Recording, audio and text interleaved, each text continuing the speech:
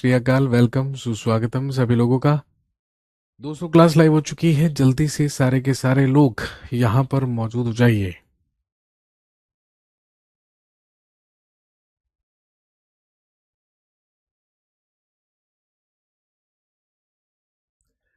नमस्कार आप सभी लोगों को। और क्लास स्टार्ट हो चुकी है। इस क्लास में आप सभी लोगों का बहुत बहुत स्वागत, इस्तकबाल, अभिनंदन है। जल्दी से सारे के सारे लोग मौजूद हो जाएंगे।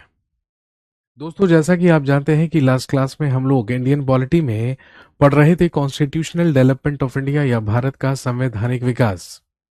और भारत के संवैधानिक विकास की शुरुआत हमने 1773 के रेगुलेटिंग एक्ट से की थी। और 1773 के रेगुलेटिंग एक्ट से लेकर आखिरी क्लास में हम लोग पहुंचे थे 1793 या 1793 के चार्टर एक्ट या चार्टर अधिनियम के बारे में। यहीं से हमें बातचीत कंटिन्यू करनी है और यहीं से हम आगे बढ़ेंगे। तो सारे के सारे लोग यहाँ पर जल्दी से मौजूद हो जाइए। चलिए कंटिन्यू करते हैं। This is Indian polity.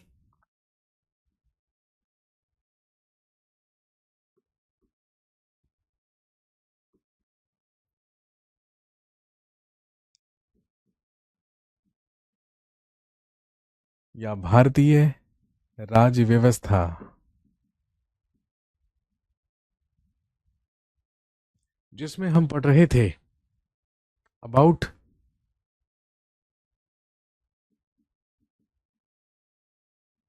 Constitutional development of India.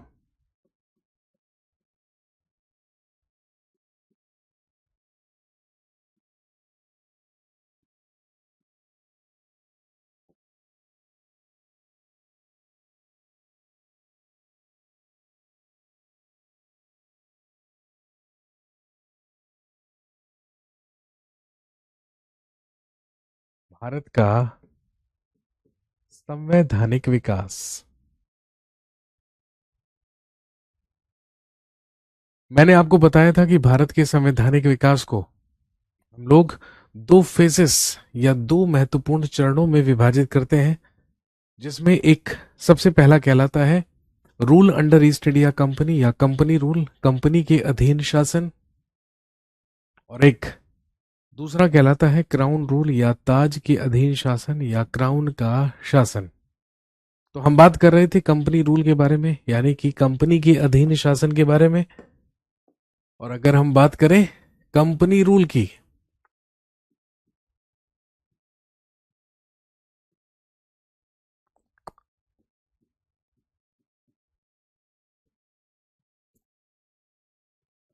Company का शासन, तो आप जानते हैं इसे हम पढ़ते हैं 1773 से लेकर 1857 तक।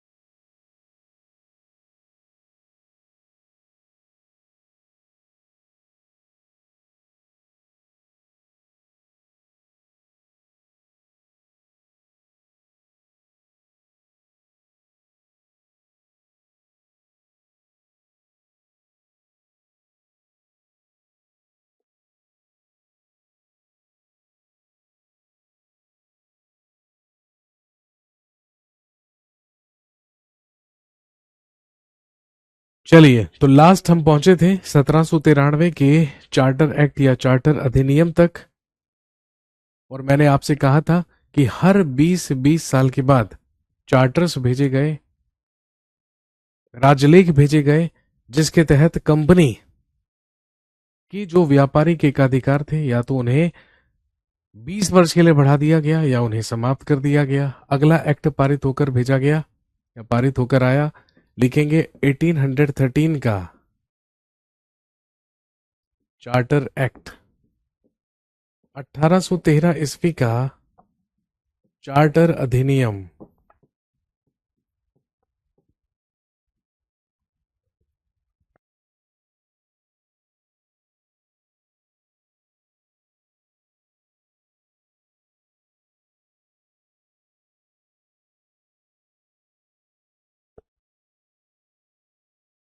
द चार्टर एक्ट ऑफ 1813 या 1813 ईस्वी का चार्टर अधिनियम। और ध्यान रखेंगे जिसके तहत तीन सबसे ज्यादा महत्वपूर्ण काम किए गए। सबसे पहला महत्वपूर्ण काम तो ये हुआ, लिखेंगे सबसे पहला point, as per this act Christian missionaries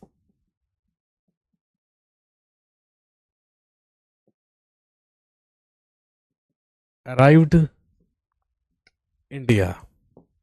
या आप हिंदी में लिख सकते हैं, ईसाई मिशनरियों का भारत में आगमन हुआ।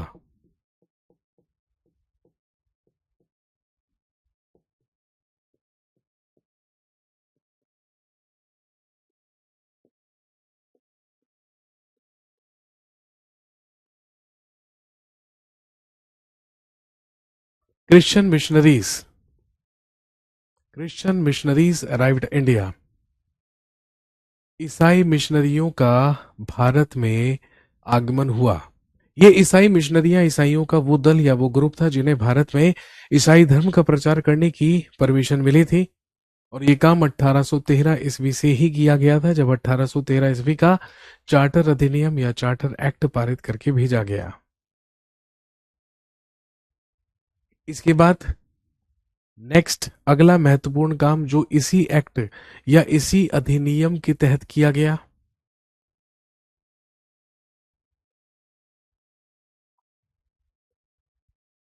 लिखेंगे 1 lakh rupees. 1 lakh rupees per year was sanctioned for the development of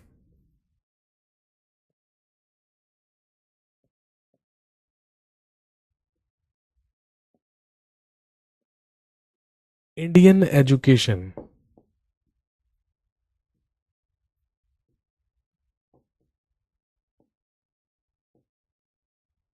1 lakh rupees per year was sanctioned for the development of Indian education।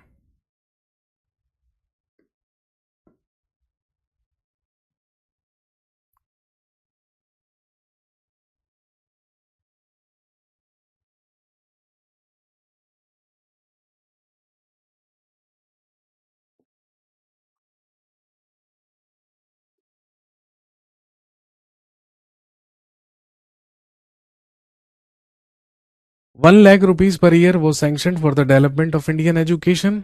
या आप हिंदी में लिख सकते हैं, भारतीय शिक्षा।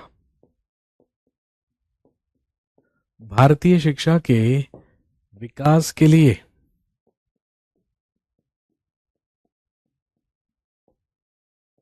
1 लाख रुपए, 1 लाख रुपए प्रतिवर्ष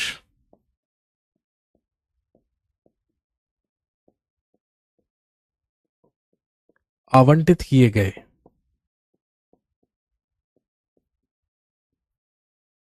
कहने का मतलब है, जितना भी सालाना भारत का रेवेन्यू होगा, जितना भी भारत का राजस्व होगा इंडियन रेवेन्यू से, हर साल 1 लाख रुपया भारतीय शिक्षा के विकास में खर्च किया जाएगा। ये इस एक्ट के तहत किया गया दूसरा महत्वपूर्ण काम था। इसके अलावा तीसरा महत्वपूर्ण काम जो इसी एक्ट के तहत हुआ, लिखेंगे the trade monopoly of east India company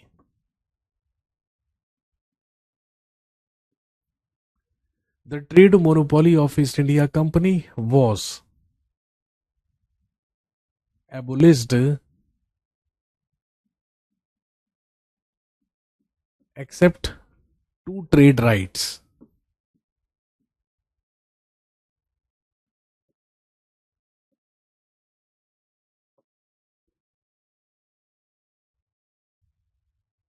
अभी तक अभी तक आप जानते हैं कि भारत में व्यापार करने का एकाधिकार केवल और केवल ब्रिटिश ईस्ट इंडिया कंपनी के ही पास था, लेकिन 1813 के चार्टर एक्ट के तहत पहली बार भारत में व्यापार करने के जो द्वार थे वो पूरी तरीके से ओपन किए गए, वो पूरी तरीके से खोल दिए गए।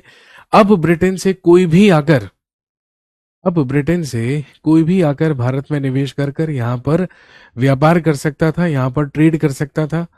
अब पूरी तरीके से भारत का जो व्यापार था वो ओपन हो चुका था, वो मुक्त हो चुका था ब्रिटिशर्स के लिए। केवल दो व्यापारिक एकाधिकार या केवल दो ट्रेड राइट्स ऐसे थे जिन पर अभी भी ब्रिटिश ईस्ट इंडिया कंपनी का एकाधिकार बना हुआ था। और वो कौन कौन से थे? सबसे पहला याद रखेंगे ट्रेड ऑफ टी, यानी कि चाय का व्यापार।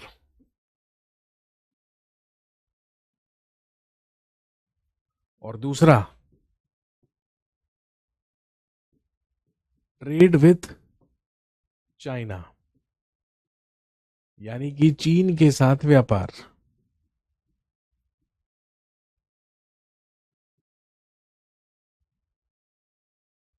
Trade off T and trade with China.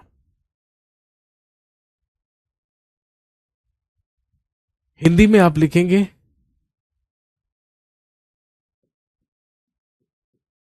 दो व्यापारिक एकाधिकारों को छोड़कर, दो व्यापारिक एकाधिकारों को छोड़कर कंपनी के सभी एकाधिकार समाप्त कर दिए गए, या सभी एकाधिकार समाप्त हुए। अभी तक तो भारत में पूरा का पूरा व्यापार केवल ब्रिटिश ईस्ट इंडिया कंपनी के ही द्वारा किया जा रहा था, लेकिन अब ब्रिटेन से कोई भी भारत में जाकर व्यापार कर सकता था। अब वो एकाधिकार केवल ब्रिटिश ईस्ट इंडिया कंपनी के पास नहीं रह गया था। हालांकि दो व्यापारिक एकाधिकार ऐसे थे जो ब्रिटिश ईस्ट इंडिया कंपनी के ही पास बने रहेंगे, चाय का व्यापार और चीन के साथ व्यापार।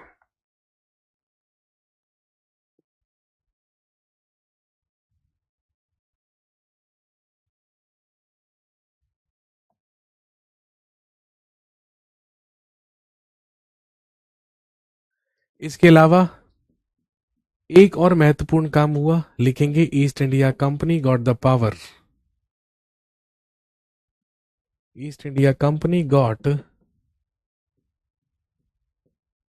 द पावर टू अपॉइंट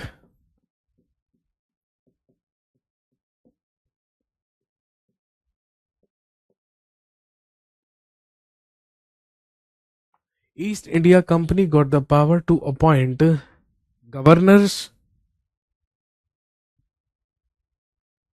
या लिखेंगे to appoint governor generals,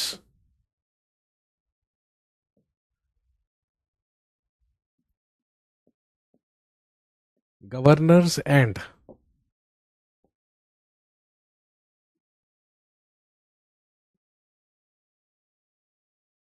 commander in chief.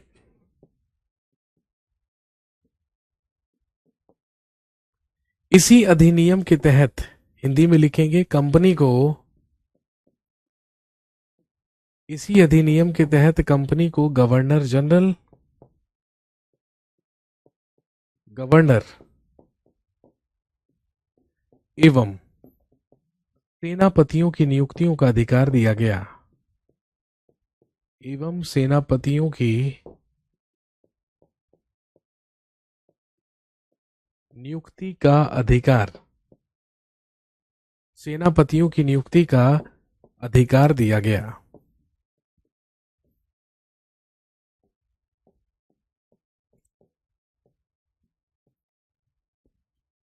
ये सारे के सारे वो महत्वपूर्ण कार्य थे, ये सारे के सारे वो महत्वपूर्ण कार्य थे जो किए गए as per the charter act of 1813।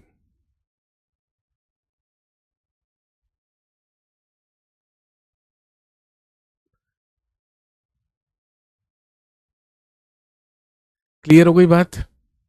ये सारे के सारे काम 1813 के चार्टर एक्ट के तहत हुए। इसके बाद ठीक 20 साल के बाद अगला चार्टर एक्ट पारित करके भेजा गया, जो कहलाता है 1833 का चार्टर एक्ट या चार्टर अधिनियम। तो चलिए नेक्स्ट लिखेंगे।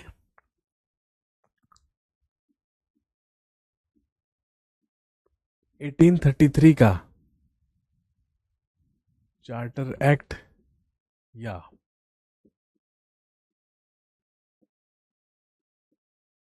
चार्टर अधिनियम।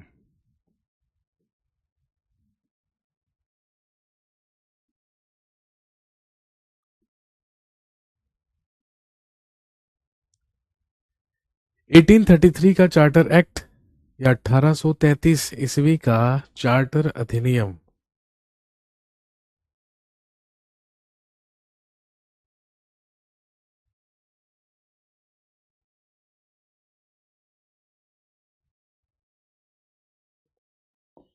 क्या क्या महत्वपूर्ण काम इसके तहत किए गए? सबसे पहला, the rule of east India company, the rule of east India company was extended for another 20 years। Hindi में लिखेंगे, कंपनी के अधिकार को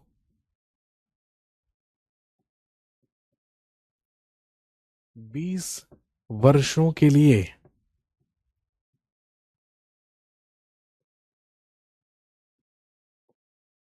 बढ़ा दिया गया।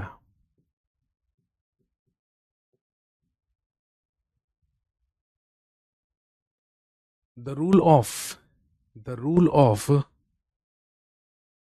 East India company was extended for another 20 years. Company के अधिकार को 20 वर्षों के लिए बढ़ा दिया गया। But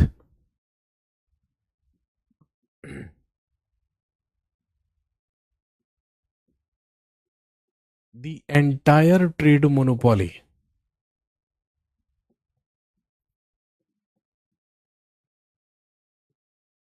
was abolished.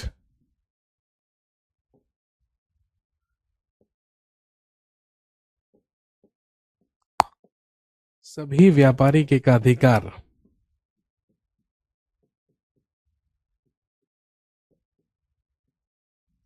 सभी व्यापारिक एकाधिकार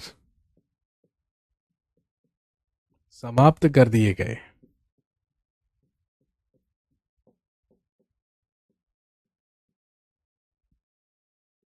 सभी व्यापारिक एकाधिकार समाप्त कर दिए गए।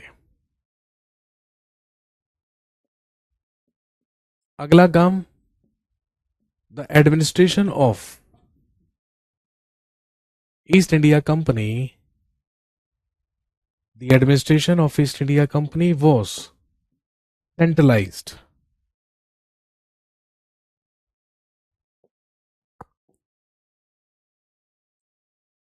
हिंदी में लिखेंगे, कंपनी के प्रशासन का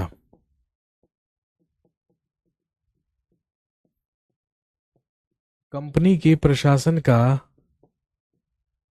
केंद्रीयकरण किया गया।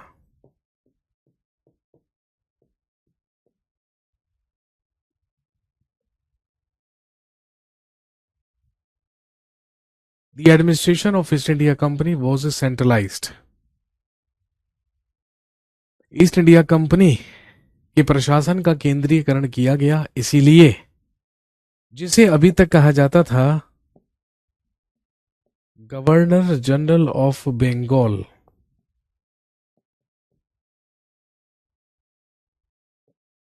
Now he became governor general of India.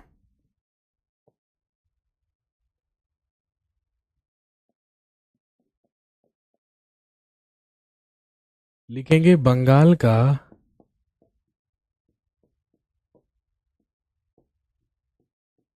Governor general.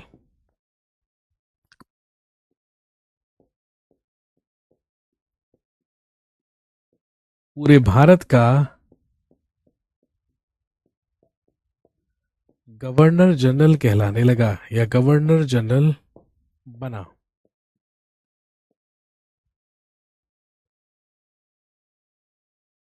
अब बंगाल के गवर्नर जनरल को पूरे भारत का गवर्नर जनरल कहा जाने लगा।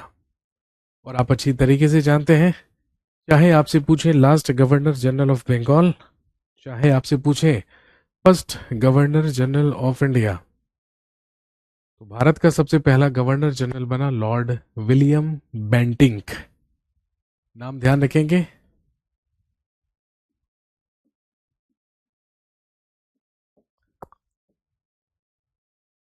First governor general of India.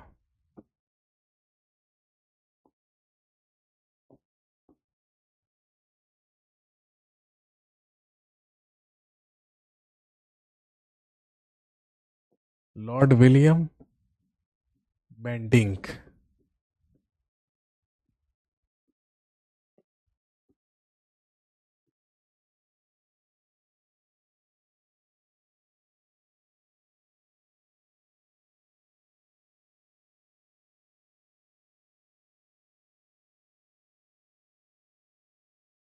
Lord William Bentinck बना भारत का प्रथम governor general, first governor general of India.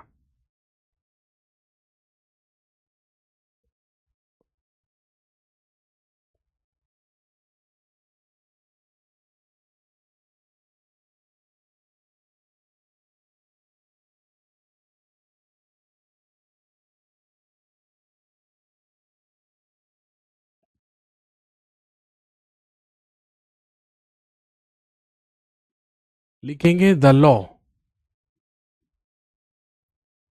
Passed by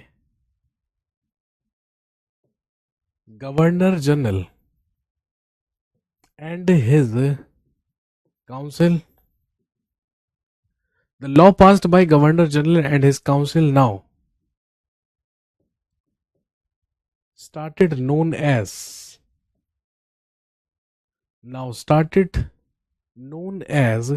an act. Hindi में लिखेंगे गवर्नर जनरल एवं उसकी परिषद द्वारा पारित, गवर्नर जनरल एवं उसकी परिषद द्वारा पारित कानून को, गवर्नर जनरल एवं उसकी परिषद द्वारा पारित कानून को अब अधिनियम कहा जाने लगा।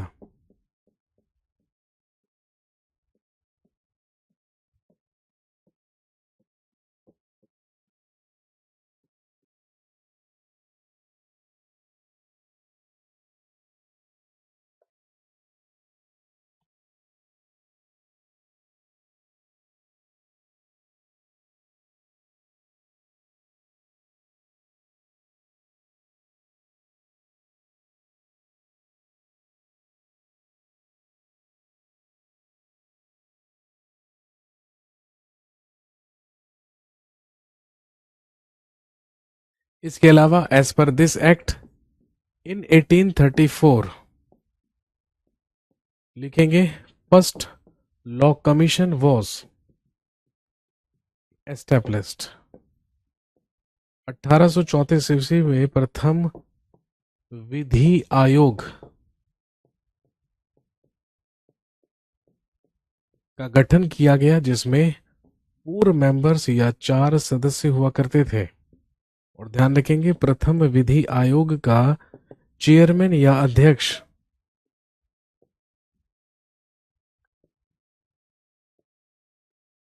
लॉर्ड मैकॉले को बनाया गया था?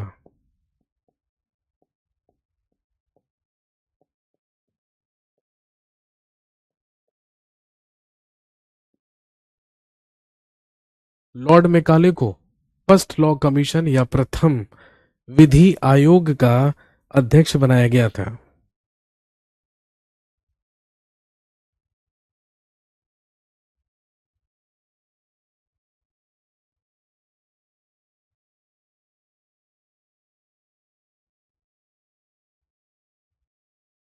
लिखेंगे as per this act slavery was declared illegal.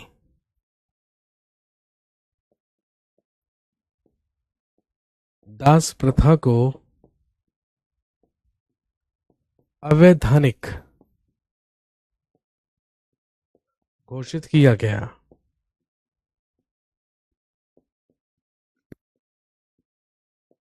हालांकि भारत से स्लेवरी या दास प्रथा का अंत 1843 में जाकर हुआ था। सर सेंट्रलाइज्ड का मतलब क्या है? यहां पर सेंट्रलाइज्ड का मतलब यह है कि अभी तक तो British east India company 3 presidencies से शासन कर रही थी, बंगाल, मद्रास, बंबई, लेकिन अब उसको सेंट्रलाइज कर दिया गया। कहने का मतलब अब सारे के सारे जो डिसीजंस लिए जाएंगे वो कलकत्ता से या बंगाल से ही लिए जाएंगे। अब वो बंगाल का गवर्नर जनरल नहीं, पूरे भारत का गवर्नर जनरल कहलाएगा। सिंपल सी बात यह है, अभी तो केंद्रीय सरकार अलग कार्य करती है और राज्य सरकार अलग, लेकिन आप जानते हैं कि इमरजेंसी सिचुएशन में सारी की सारी पावर केंद्र के हाथों में आ जाती है। फिर राज्य की जो शक्तियां हैं वो सारी की सारी उससे छीन ली जाती हैं, केंद्रीयकरण कर दिया जाता है प्रशासन का या शासन का। ये सारे के सारे वो महत्वपूर्ण काम थे जो 1833 के चार्टर एक्ट के तहत किए गए।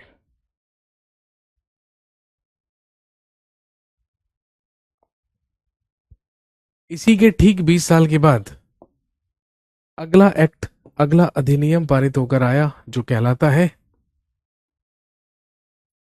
1853 का चार्टर एक्ट।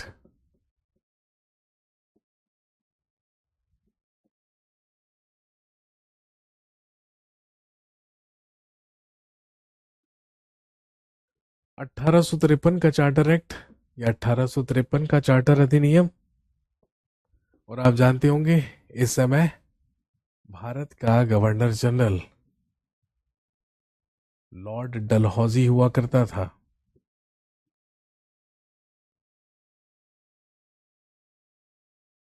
ये लॉर्ड डलहौजी के ही कार्यकाल में भेजा गया था, पारित किया गया था।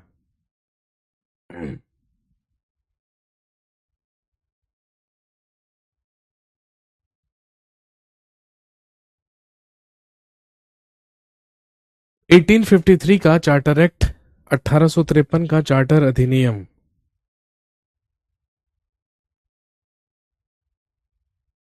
सबसे पहला काम इस एक्ट के तहत हुआ और वो ये था, लिखेंगे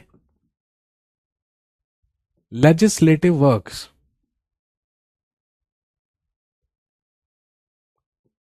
वर सेपरेटेड फ्रॉम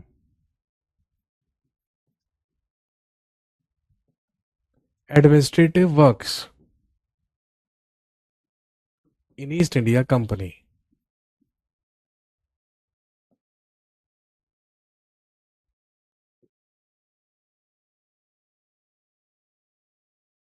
हिंदी में लिखेंगे कंपनी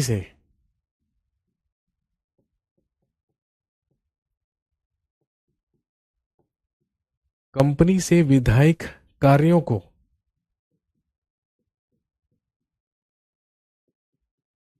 प्रशासनिक कार्यों से, कंपनी से विधायक कार्यों को प्रशासनिक कार्यों से अलग किया गया।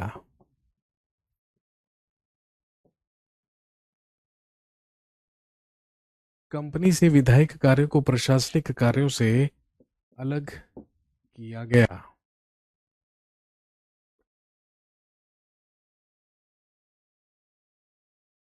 कहने का मतलब टू मेक लॉज या कानून बनाने के लिए an all India legislative council was established. लिखेंगे टू मेक लॉस, कानून बनाने के लिए या विधि निर्माण हेतु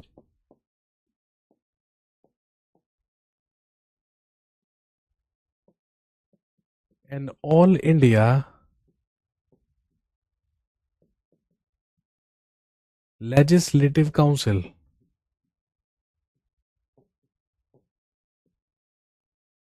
an all India legislative council was established.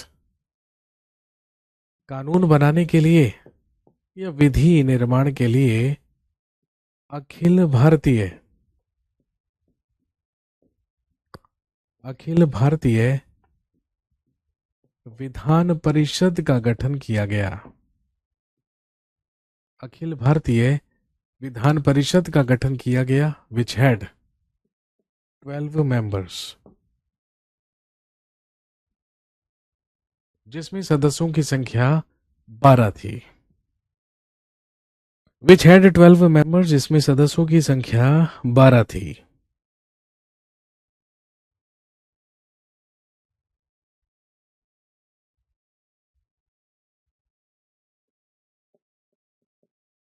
Next point, for the administration of Bengal a lieutenant governor was appointed।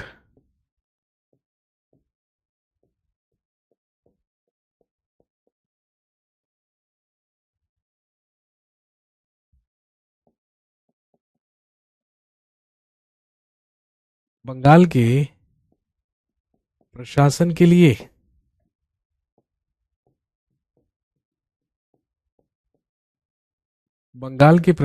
लिए एक उप गवर्नर की नियुक्ति की गई।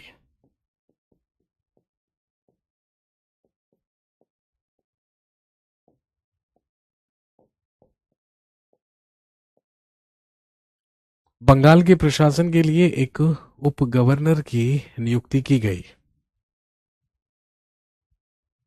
नोट कर लीजिए फटाफट से अगर आप नोट कर रहे हैं तो।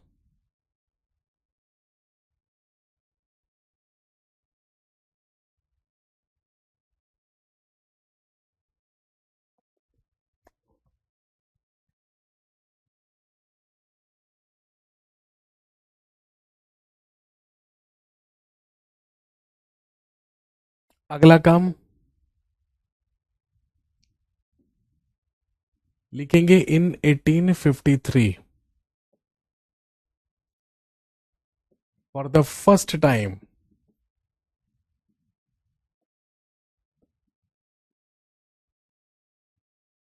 written exam for Indian Civil Service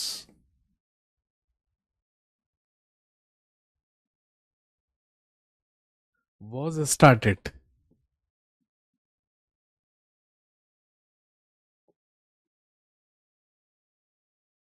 Hindi में लिखेंगे प्रथम बार नागरिक सेवाओं के लिए या नागरिक सेवा के लिए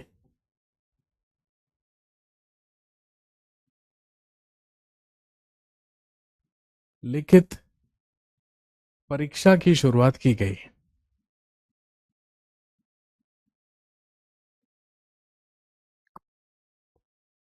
प्रथम बार नागरिक सेवा के लिए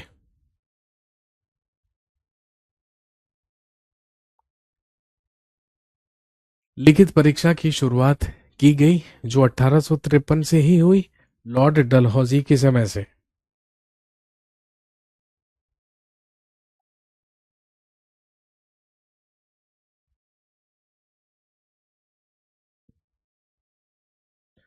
और क्योंकि कंपनी की ट्रेड मोनोपोली सभी व्यापारिक एकाधिकार 1833 के ही चार्टर एक्ट के तहत क्या हो चुके थे, समाप्त हो चुके थे, खत्म किए जा चुके थे, इसीलिए ध्यान में रखेंगे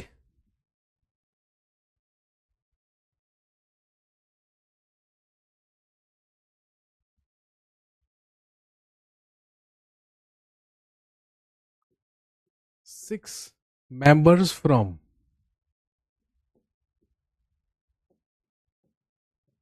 court of directors were terminated.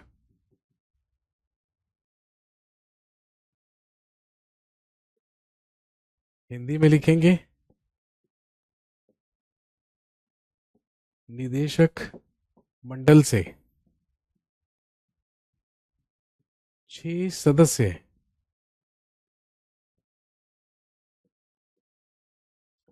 निलंबित किए गए।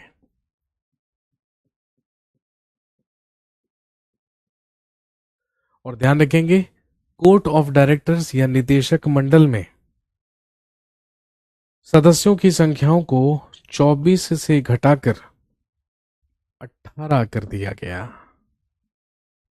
24 members now reduced to 18 members। अब 24 सदस्यों को घटाकर या निदेशक मंडल में से सदस्यों की संख्या को 24 से घटाकर अब 18 कर दिया गया या 18 कर दिया गया।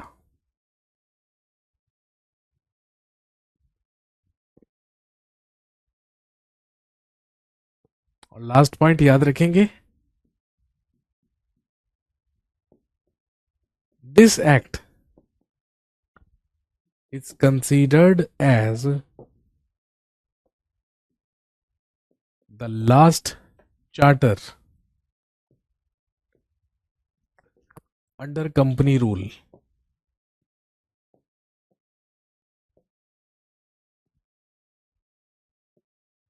लिखेंगे यह अधिनियम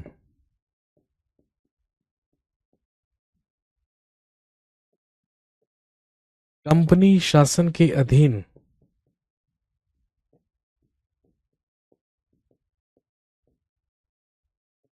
यह अधिनियम कंपनी शासन के अधीन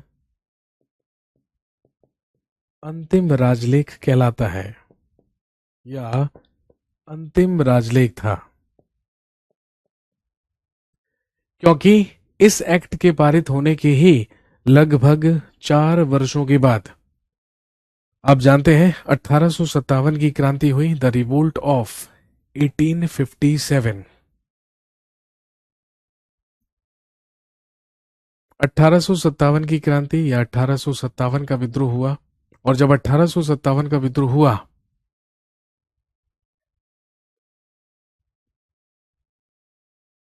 तो 1857 के विद्रोह के ही दौरान भारत से मुगल साम्राज्य को समाप्त करके, भारत से मुगल साम्राज्य का अंत करके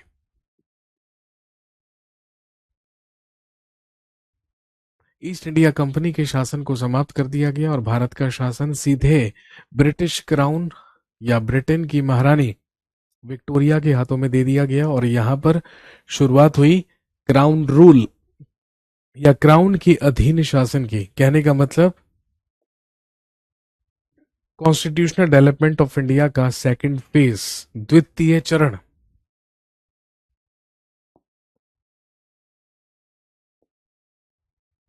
जो कहलाता है, हेडिंग डाल लीजिए, क्राउन रूल, या जिसे आप हिंदी में लिख सकते हैं ताज का शासन।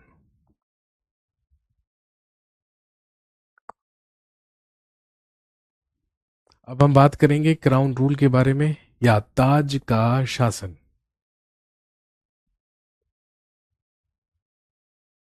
1858 से लेकर अब हम बात करेंगे 1947 तक के।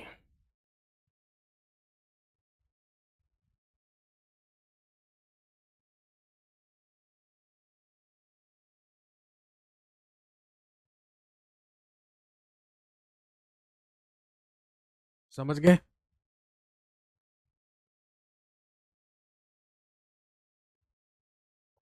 और क्राउन रूल ताज के शासन के अधीन पारित करके भेजा जाने वाला सबसे पहला एक्ट कहलाता है, लिख लेंगे 1858 का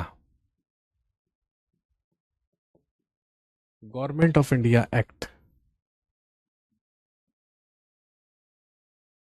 1858 का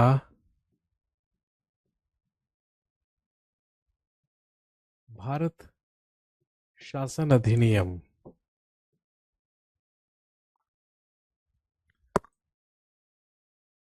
government of India act 1858।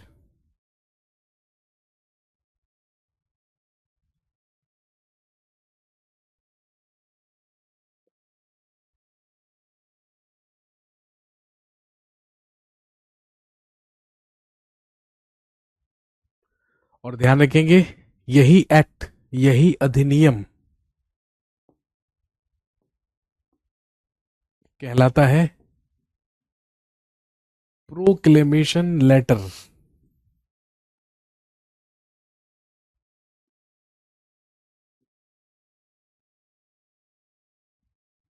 Of queen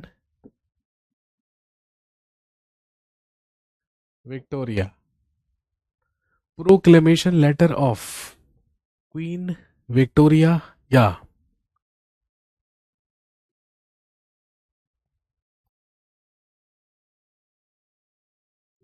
महारानी विक्टोरिया का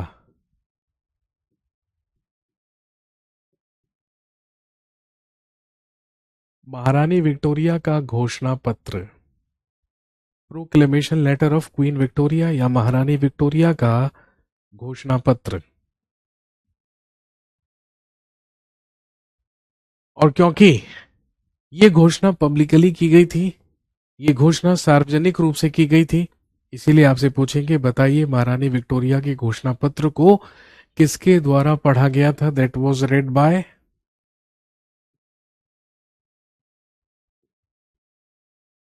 लॉर्ड कैनिंग।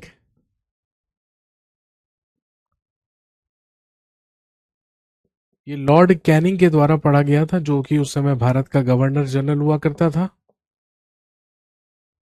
और कब पढ़ा गया था? ऑन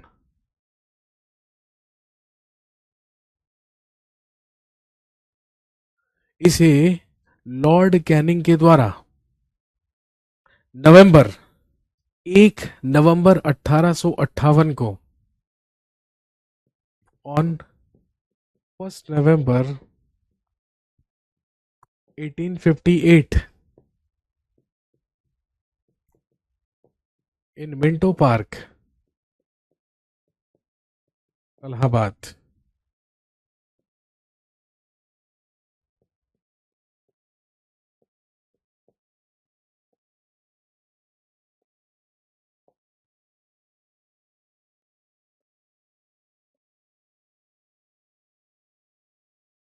1 नवंबर 1858 को इलाहाबाद के मिंटो पार्क में महारानी विक्टोरिया के इस घोषणा पत्र को पढ़ा गया था लॉर्ड कैनिंग के द्वारा, जो कि उस समय भारत का गवर्नर जनरल हुआ करता था।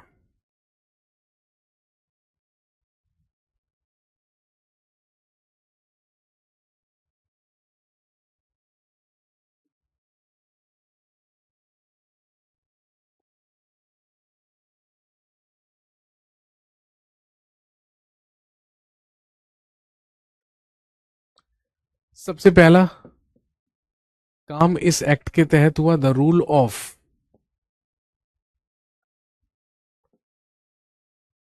Of India now came in hands of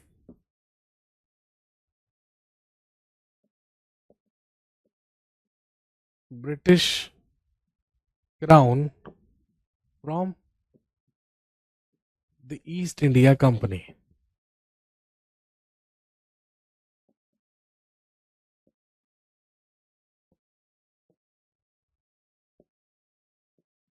लिखेंगे भारत का शासन,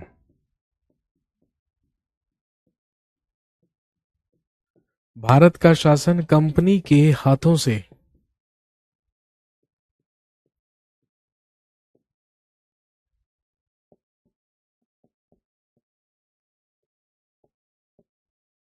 भारत का शासन कंपनी के हाथों से ब्रिटिश ताज के हाथों में आया।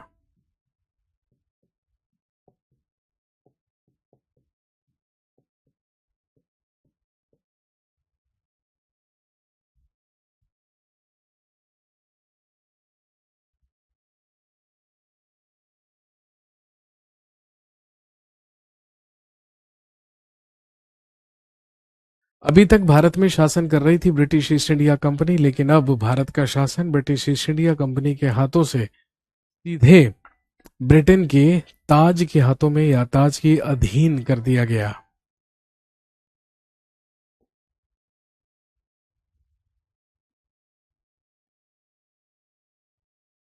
लिखेंगे board of control and court of directors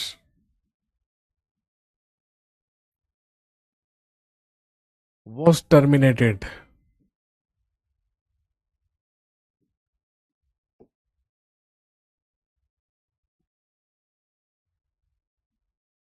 Hindi में लिखेंगे नियंत्रक मंडल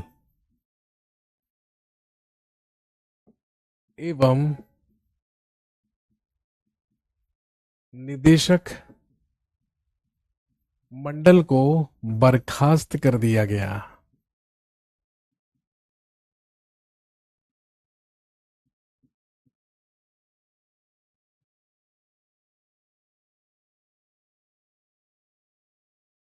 ना रहा कोर्ट ऑफ डायरेक्टर्स और ना ही रहे बोर्ड ऑफ कंट्रोल, ना ही रहा नियंत्रक मंडल।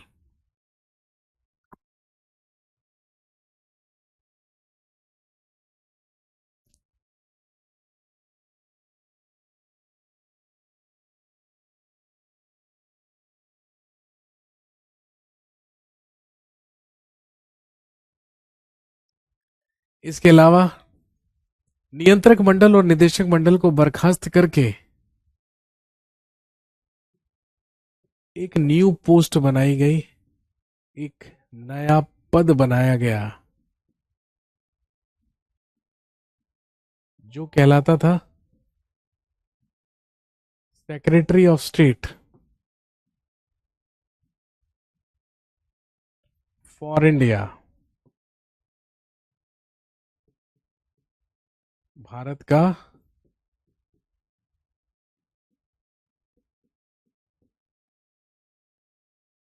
राज्य सचिव, secretary of state for India या भारत का राज्य सचिव।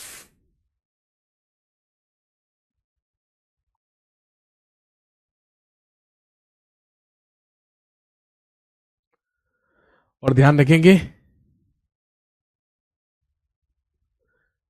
भारत का सबसे पहला राज्य सचिव लॉर्ड स्टैनली को बनाया गया।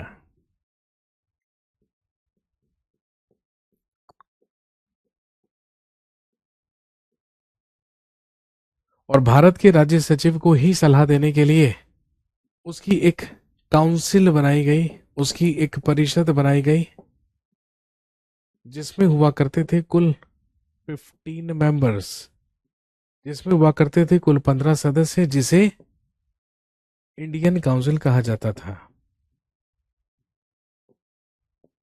ये कहलाती थी भारतीय परिषद। और दोस्तों ध्यान रखेंगे भारत का राज्य सचिव और इंडियन काउंसिल दोनों मिलाकर या मिलकर कहलाते थे होम गवर्नमेंट, यानी कि गृह सरकार।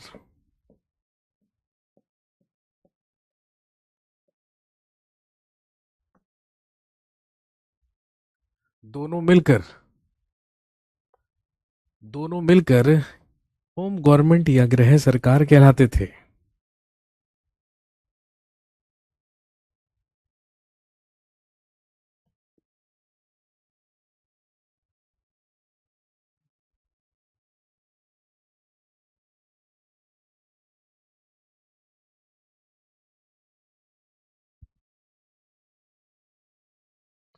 और ध्यान रखेंगे इसी काउंसिल में एक लीगल मेंबर हुआ करता था या एक विधि सदस्य हुआ करता था जिसे एडवोकेट जनरल या महाधिवक्ता कहा जाता था। जिसे एडवोकेट जनरल या महाधिवक्ता कहा जाता था?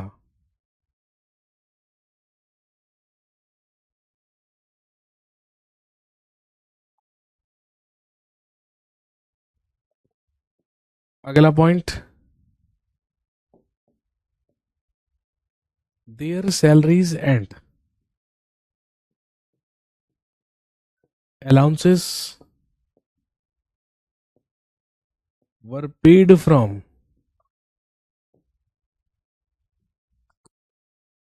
Indian revenue.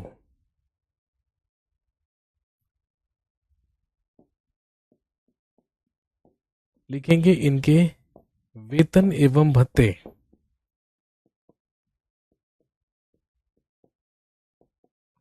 इनके वेतन एवं भत्ते भारतीय राजस्व से दिए जाते थे।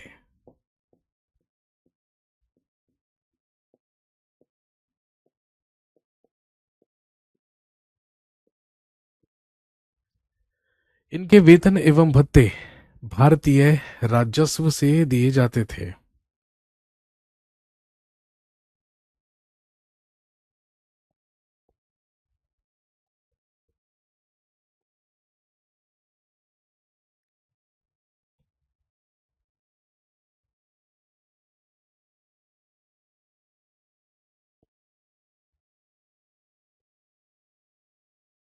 ये सारे के सारे महत्वपूर्ण काम 1858 के गवर्नमेंट ऑफ इंडिया एक्ट या 1858 के भारत शासन अधिनियम के तहत किए गए।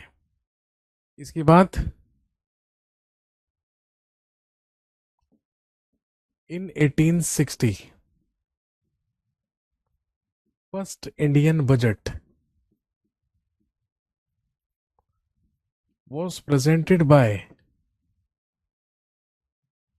James Wilson.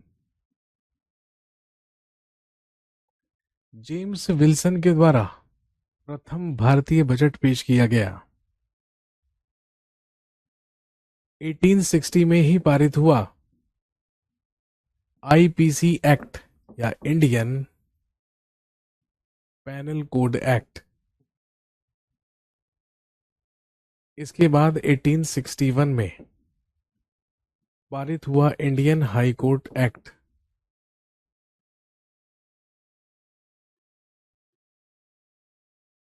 भारतीय उच्च न्यायालय अधिनियम।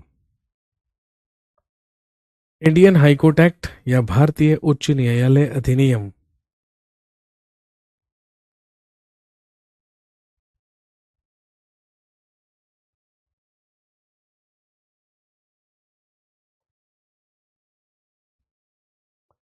और ध्यान रखेंगे अगला एक्ट जो पारित होकर आया, अगला अधिनियम जो पारित होकर आया, that is known as Indian council act. वो कहलाया भारतीय परिषद अधिनियम, जो पारित करके भेजा गया था 1861 में। इसके बाद नेक्स्ट पारित होकर भेजा गया या आया 1861 का Indian council act.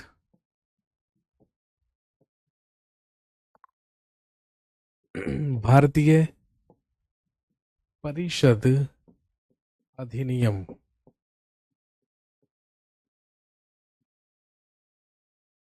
Indian council act या भारतीय परिषद अधिनियम। 1861 का इंडियन काउंसिल एक्ट या 1861 का भारतीय परिषद अधिनियम।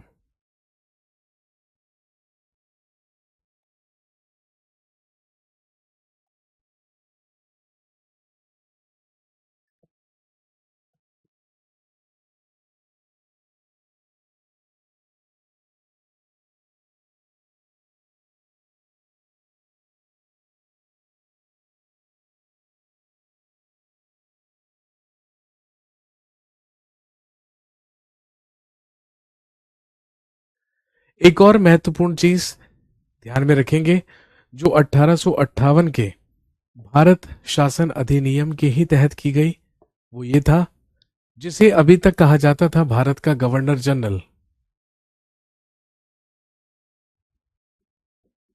ध्यान रखेंगे governor general of India now became viceroy of India. 1858 के भारत शासन अधिनियम के ही तहत भारत के गवर्नर जनरल को अब भारत का वाइसराय कहा जाने लगा। और आप जानते हैं भारत का सबसे पहला वाइसराय कौन बना? Lord Canning. वही जो पहले गवर्नर जनरल था, अब उसको कहा जाने लगा भारत का सबसे पहला वाइसराय। लॉर्ड कैनिंग भारत का सबसे पहला वाइसराय बना।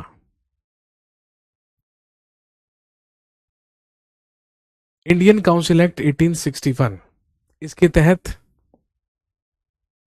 सबसे पहला काम।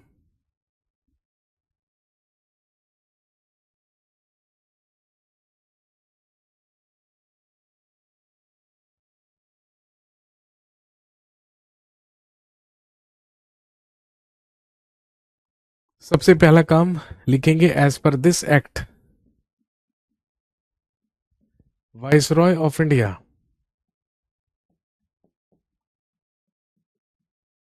Got the power to declare an ordinance.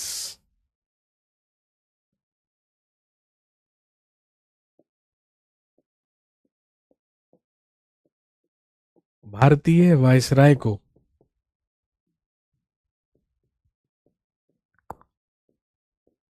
अध्यादेश जारी करने की शक्ति।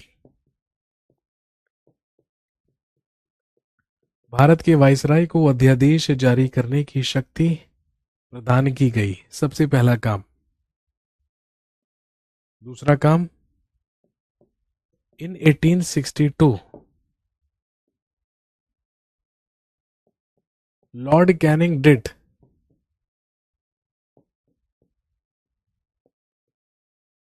Classification of Indian departments.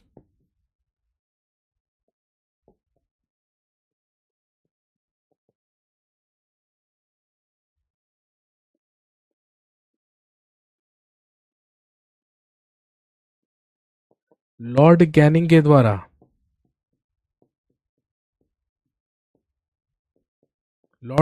के द्वारा भारत का विभागीकरण किया गया।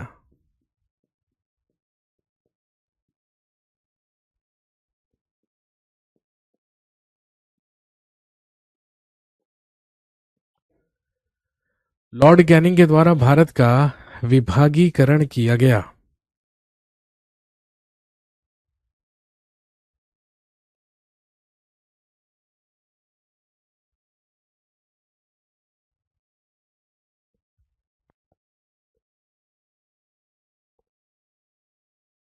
अगला काम, इन 1861 IPC and CrPC was applied in India. Bharat में आईपीसी और सीआरपीसी की शुरुआत की गई। और ध्यान रखेंगे, legislative councils were established in the following states. निम्न राज्यों में विधान परिषदों का गठन किया गया।